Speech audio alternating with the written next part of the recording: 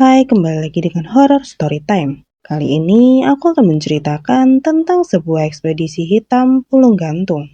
Menjelang maghrib, seluruh pintu ditutup. Para orang tua dicekal, tidak boleh keluar. Tiap-tiap kesadaran harus terjaga. Bila ada yang terlepas sadarnya, dia akan berjalan keluar, lalu menari-nari sampai kobaran api berbentuk banaspati meledak di dekat rumahnya. Saat itu juga, tubuhnya akan menuju ke arah pepohonan jati sambil membawa tali, jarit atau kain untuk menggantung diri. Orang-orang menyebutnya Pulung Gantung Pati Ngendap. Seperti biasa, nama dalam cerita ini sudah aku samarkan. Sebut saja dia Badru. Dia adalah seorang yang terbilang sangat menyukai hal-hal yang berkaitan dengan mitos dan misteri yang belum terpecahkan. Sebagai orang yang terlahir dengan penuh adrenalin serta tantangan, kadang aku bertanya-tanya, kadang dia bertanya-tanya, apakah sesuatu yang memang tidak bisa kita rasakan, lihat dan ketahui, suatu waktu akan bisa kita rasakan, lihat dan diketahui. Dia menyebut tantangan ini sebagai ekspedisi hitam, sebuah ekspedisi yang memungkinkan merasakan, melihat, dan mengetahui sebuah kejadian yang berkembang di masyarakat. Kadang dia bertanya-tanya pula, apa yang menjadikan misteri tidak terpecahkan? Apa yang menjadikan mitos terus berkembang? Dan apa yang membuat orang-orang mempercayainya? Apakah kebiasaannya, adat setempat, atau sesuatu yang sudah lama terlahir sejak dulu, lalu berkembang, lalu dikembangbiakan hingga saat ini? Badru tidak sendiri. Dia bersama Yep, teman dekatnya. Mereka berdua berencana untuk mencari sesuatu yang terbilang sangat fenomenal di daerah Gunung Kidul. Ya, apalagi kalau bukan Pulung Gantung, sebuah fenomena unik yang memiliki kisah lembaran yang berbeda. Gue barusan dapat orang setempat buat mastiin kalau pencarian yang kita maksud benar-benar ada. Tapi gue bingung, Yep. Ragu Badru. Bingung kenapa? Ya kalau benar-benar Pulung Gantung gak ada, terus gimana? Tanya Badru. Gini, Dru. Mitos yang berkembang harus diperdalam. Jangan sampai itu cuma cerita dari mulut ke mulut saja. Tapi bagi orang yang merasakan, melihat, atau mungkin mengetahuinya, itu adalah sebuah mimpi buruk yang tidak ingin diulang untuk kedua kalinya. Jelas, Yep. Benar juga. Besok kita berangkat ya ke sana. Ketemu sama Mas Sam. Mas Sam siapa? Dia punya kakek yang sekarang alami tanda-tanda aneh itu. Seriusan. Coba nanti kita ulik. Malam itu sudah diputuskan. Mereka akan berangkat menuju Gunung Kidul untuk menemui Mas Sam, salah satu orang yang akan menjadi narasumber serta mencari kebenaran. Akan tetapi, dapatkah ekspedisi kali ini terlaksana? Singkat cerita, pagi harinya Yep sudah memarkirkan mobil dan Badru mengambil beberapa barang untuk kepentingan tertentu. Tidak lupa, bapaknya mengantarkan mereka sampai ke gerbang rumah.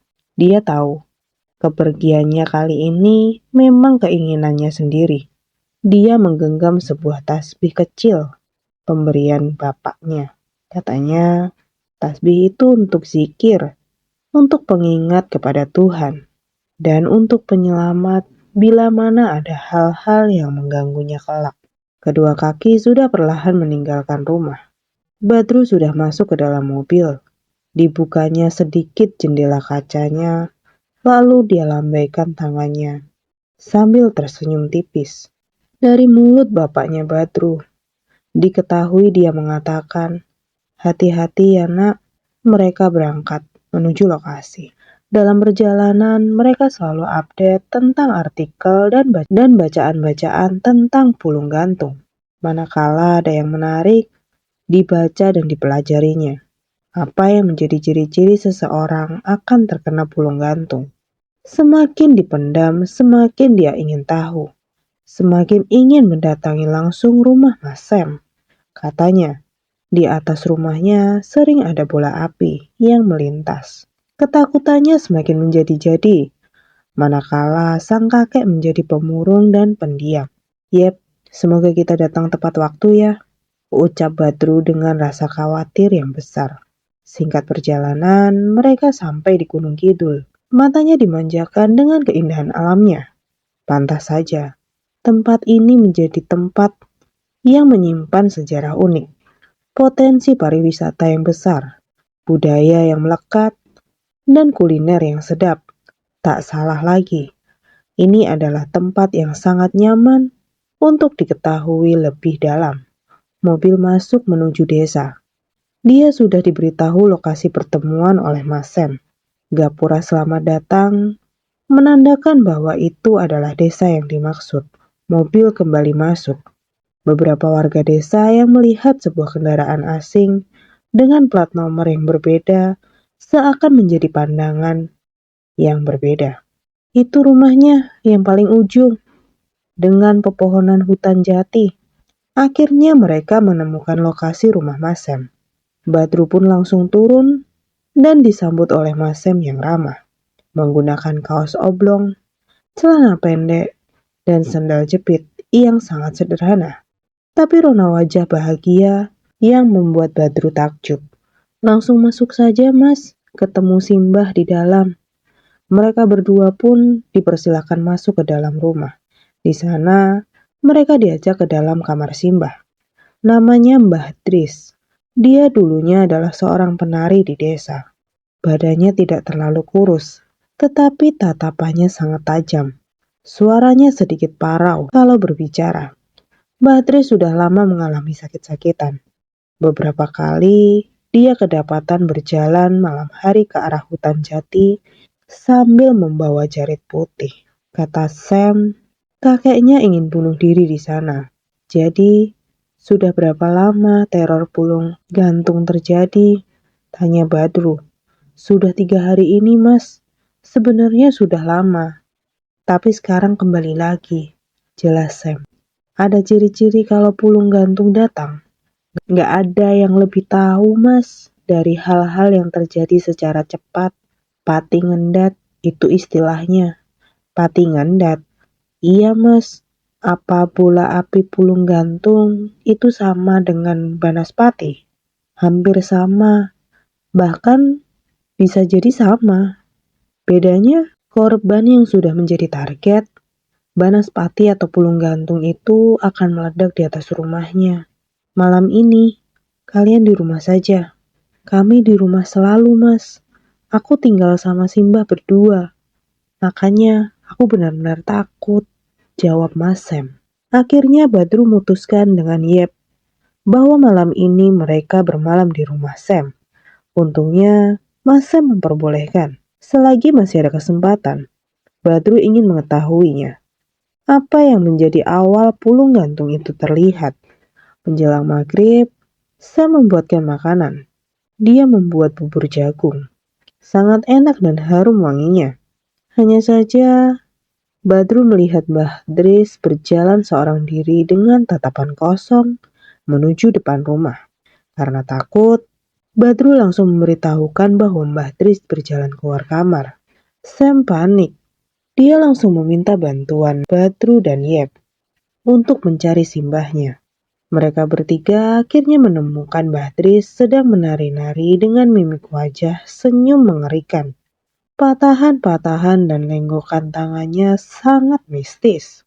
Matanya menatap tajam, seolah-olah dia sedang menari di antara penonton khalayak ramai. Sam langsung mendekati Mbah Dris, lalu memintanya untuk menyelesaikan tarian. Entah mungkin perasaan Badru saja saat itu. Badru melihat ada kilatan cahaya merah yang berpijar di atas pepohonan jati. Badru langsung teringat bahwa itu adalah pulung gantung. Tapi bukankah pulung gantung itu bola api yang berekor dan mengelilingi atas rumah warga? Badru hanya bisa menahan diri. Yep meminta Badru untuk membantu membawa Mbah Dris masuk. Mereka bertiga berhasil menyelamatkan Mbah Dris dari maut. Malam harinya, tangan Badru selalu memilin-milin tasbih. Takut, khawatir, dan was-was. Badru tidak boleh kosongkan pikiran. Badru juga meminta kepada Yep untuk tidak mengosongkan pikiran. Mereka tidak tahu kapan hal itu terulang lagi. Kantuk mulai menyerang. Badru dan Yep pun tertidur sejenak. Beberapa jam Badru tidur. Badru mendengar teriakan dari luar rumah. Sangat keras dan membuatnya terbangun dari tidurnya yang nyenyak. Padahal badannya sedang pegal, tapi teriakan itu yang membuatnya terbangun. Pulung gantung, pulung gantung. Badru langsung membangunkan Yep. Mereka berdua langsung keluar. Badru melihat Sam sedang memeluk simbahnya di kamar. Tatapan simbahnya sangat kosong. Kedua mata Sam mengeluarkan air. Dia benar-benar merasakan ketakutan yang luar biasa. Sam, ada apa? Pulung gantung, Mas. Badru dan Yep mengintip lewat jendela. Beberapa warga membunyikan kentongan. Terlihat dengan jelas bahwa pijaran bola api melingkar-lingkar di salah satu rumah warga. Lalu perlahan meninggalkan rumah tersebut dan kembali ke pepohonan hutan jati. Dada Badru tiba-tiba sesak. Nafasnya tidak teratur. Hawa merinding, deg-degan, was-was, dan rasa takut langsung menjadi. Badru langsung menatap Yep. Dia juga sama merasakan yang Badru rasakan. Kita harus pulang, ucap Yep. Gimana sama Mbah Tris? Tanya Badru. Kita diskusikan pagi nanti. Malam itu, mereka terjaga untuk tidak tidur sampai pagi. Saling berganti-gantian bila ingin tertidur. Sampai akhirnya, Badru dan Yep memutuskan untuk membahas perpindahan mereka berdua. Ada saudara di dekat-dekat sini? Ada, Mas. Omku, Mas Wijar. Dia 1 jam dari sini.